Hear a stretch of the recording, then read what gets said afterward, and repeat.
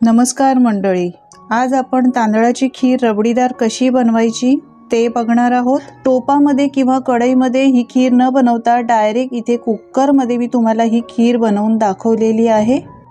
अगदी 10 मिनिटात ही खीर तयार होते। कोणत्याही जास्त पदार्थाचा आपण इथे वापर केलेला नाही, कोणतीही वेगळ्या तांदळाचा वापर केलेला नाही, तर राशनच्या तांदळापासूनच ही रबडीदार खीर मी आज तुम्हाला बनवून दाखवणार आहे। तर ही खीर बनवण्यासाठी मी इथे 1 वाटी राशनचे तांदूळ घेतलेले आहेत। तुम्ही याऐवजी इंद्रायणी तांदळाचा वापर देखील करू शकता। राशनच्या तांदळापासून सुद्धा ही खीर खूपच टेस्टी बनते। तर हे 1 वाटी तांदूळ घेतले आहे, स्वच्छ करायचे, त्यानंतर 3 ते 4 वेळा चांगले धुवून घ्यायचे। आपण खीर बनवण्यासाठी तांदूळ भिजत नाही ठेवणार, तर डायरेक्टच कुकरमध्ये हे घालून खीर बनवणार आहोत। तर तांदूळ मी स्वच्छ धुवून घेतलेले आहेत, त्यानंतर कुकरमध्ये तांदूळ घालायचे आणि 1 वाटी तांदळाला 2.5 वाटी पाणी घालायचं। हे परफेक्ट प्रमाण आहे। आता कुकरचं झाकण लावायचं आहे आणि 3 ते 4 शिट्ट्या काढून घ्यायच्या। 4 शिट्ट्यामध्ये हा भात चांगला शिजला जातो। आपल्याला फक्त 80% हा भात शिजवून घ्यायचा आहे, कारण खीर बनवताना आपण दुधाचा वापर करणार आहोत आणि त्यानंतर देखील आपण हा भात शिजवणार आहोत। यासाठी 3 शिट्ट्यामध्ये हा भात चांगला शिजला जातो। तर मी 3 शिट्ट्या काढलेल्या आहे, भात चांगला शिजलेला आहे, हा बघा। तर हे पहा, मी तुम्हाला हा भात दाखवते, किती नरम सॉफ्ट झालेला आहे। आपल्याला अशाच पद्धतीचा हा भात शिजलेला हवा।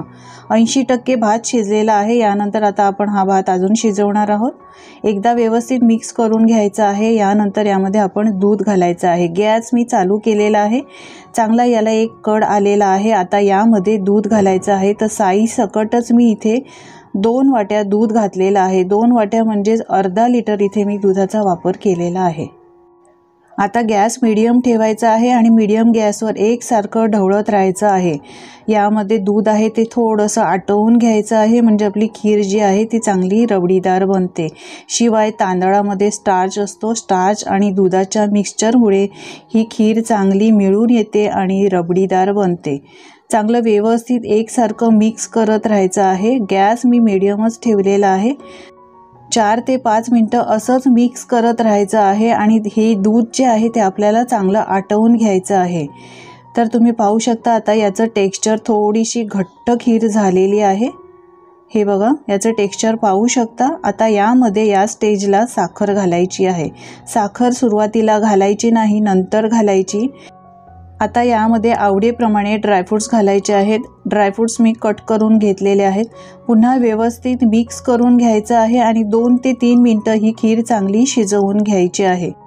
तर तुम्ही पाहू शकता खीर अजून आटलेली आहे, थिक झालेली आहे। आता 2 चमचे मी दुधामध्ये केशरच्या काड्या भिजत ठेवलेल्या होत्या, त्यासुद्धा घालायच्या आहे।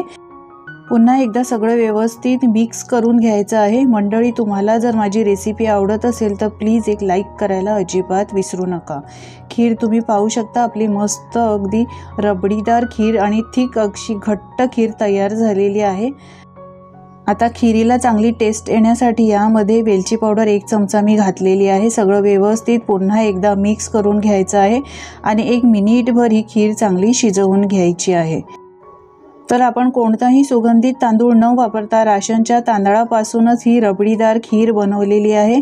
आता पितृपक्ष सुरू होणार आहे, तर पितृपक्षामध्ये तांदळाची खीर हमखास बनवली जाते। तर तुम्ही अशा पद्धतीने ही पितृपक्षामध्ये खीर नक्की बनवून बघा।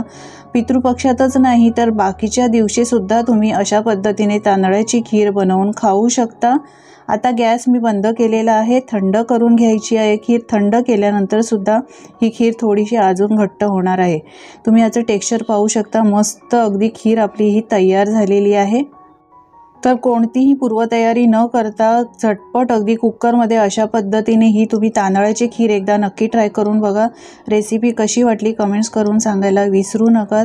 आवडली असेल तर लाईक करा, शेअर करा आणि माझ्या चॅनलवर जर तुम्ही नवीन असाल तर चॅनलला सबस्क्राईब करा। धन्यवाद।